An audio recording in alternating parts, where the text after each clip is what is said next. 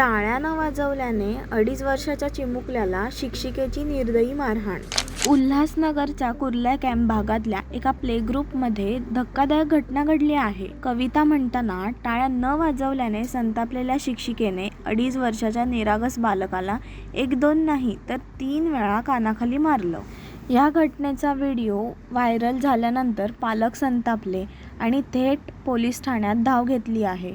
आरोपी शिक्षिकेचे नाव गायत्री पात्रा असं असून ती मुलांना कविता शिकवत होती. पण एक चिमुकल्याने टाळ्या न वाजवल्याने तिने निर्दयपणे त्याला मारहाण केली.